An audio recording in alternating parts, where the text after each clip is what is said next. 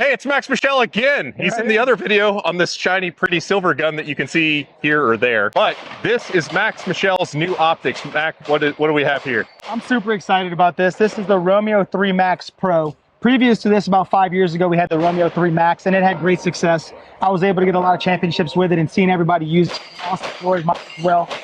But it was just time for a refresh. One of the biggest, I wouldn't say complaints, but feedback that we got was like, hey, this Max optic is really great, but it doesn't fit on any Sig guns except for the Max gun. So now the Romeo 3 Max Pro, the Pro footprint, and it'll fit on any full-size P320 with the Pro. So that's going to be the first change that we make. And because it's a Pro footprint, it's smaller in overall size, and it actually sits lower into the slide, making it much easier to find the dot naturally. So you know who Max is, but John is actually the product manager who helped specify and help Max build that, and I got a chance to talk to him as well.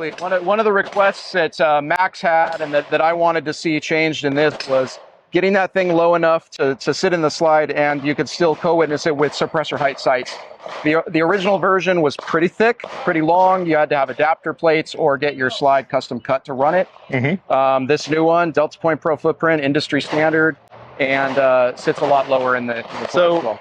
I know you guys do, SIG is known for their design validation period. What testing was done on this specific optic to validate it for competitive high burn shooters? Yeah, thousands and thousands of rounds, 5,000 rounds plus of plus P ammo. Okay. On several different versions through the courses of iterations and design changes.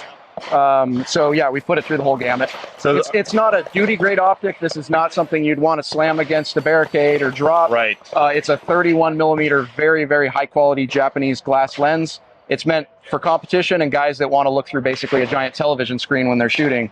So it's all about lens quality and just the quality of the optical clarity itself. It's not something I would recommend for hard use, but it'll stand up to competition for sure. So if it's in my holster and I bang on a field target while walking past, is it going to survive? You're going to be fine with that. Okay. Yeah. Not dropping on concrete from 5 feet, that sort of thing. We have optics for that. Right, sure. yeah. This is not Sure. And the buttons, how are the buttons going to hold up? I know that can sometimes be a weak point in optics that fail and go out. So. Yeah. This is a new button design, completely new. We wanted very durable buttons. We've also changed the orientation. So on our original design, it was like up was at the back, and down was at the front. So I changed that because this is kind of industry standard now. Up is forward and down is backward. So we changed the button design. We changed the battery tray design. It's a little bit more durable now. You got 2 slotted screws, so you don't have to bring your micro, Allen wrench to try and get your battery out. The adjustments are also flathead. So just a small flathead screwdriver will take care of your windage elevation and your battery tray. So what are torque settings on that? How many foot-pounds do you put in that thing? 28 inch-pounds on the mount. 28? Yep. 28 inch-pounds. So that's about twice what most optics are. Well, and the benefit of mounting directly to a steel pistol slide. If you're mounting to an aluminum adapter plate, you're probably only going to max out at like 15 inch-pounds for safety, but 28 inch-pounds when you're running right into the steel slide directly. Okay. And it looks like that window's a little bit bigger than the traditional Max, or am I making that up? Yeah, the original is 30. This is a 31 millimeter. So even though we shrunk the optic itself down, we kept the giant lens, which was, the most important part of this optic. And is it this is a stupid feature that I used to not care about until I didn't have it, then I realized I needed it.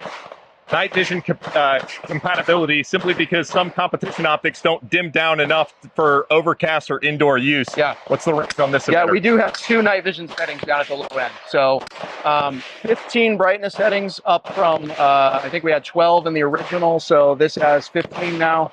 And 2 of those are night vision settings down at the low end. And what reticle options do we have? We have a 3 MOA and an 8 MOA. 3 and 8? So previous version, we had a 3 and a 6.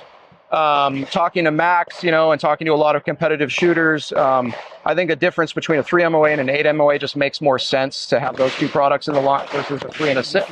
So 3 MOA or 8 MOA, what's going to be in your holster later this year? I tell you, I'm always like a 6 and an 8 guy, but I went up to the Oregon, the factory there and started doing some shooting with the optic, kind of did some videos with it, and I was like, the 3 is calling my name, dude, because we call it a 3, but it's a little bit bigger than a 3. By the time you crank up the intensity, it's like at a 5. It's pretty sharp. I like it. So I think I might start there and see how it goes. You've betrayed us big dot people. I feel betrayed right now, Max. What you need. So. And what battery are you rocking in that thing? This one's a 1632 because we shrunk the size down. We went from 2032 on the last version to 1632. But it's a very efficient circuit. You're still going to get 20,000 hours of battery life. And I heard that you have a magnetic lens cover that comes with it. So while you have the lens cover on, it turns the optic off. Yeah, so when you're between stages at a match, just put your cover on, which most people do anyway, and it will shut the optic off automatically. It's got a little magnet inside, and there's a sensor on the circuit board. And then go to your make ready, pull your cover off, and your optic will be ready to go. You know, with the old like Seymour optics, they would chew through batteries pretty quickly. People would, you know, as soon as they're done shooting their match or shooting their stage, turn their optic off before they put it back. No worries in leaving this thing on all day. You get, like I said, 20,000 hours of battery life at medium settings. So you can make it through a season with one battery, is what you're saying. Yeah, and if you're running, you know, full brightness all day long at a match, you know, you can just put the cover on between stages and you're good to go. Awesome. Yeah. Well, I'm excited to see it.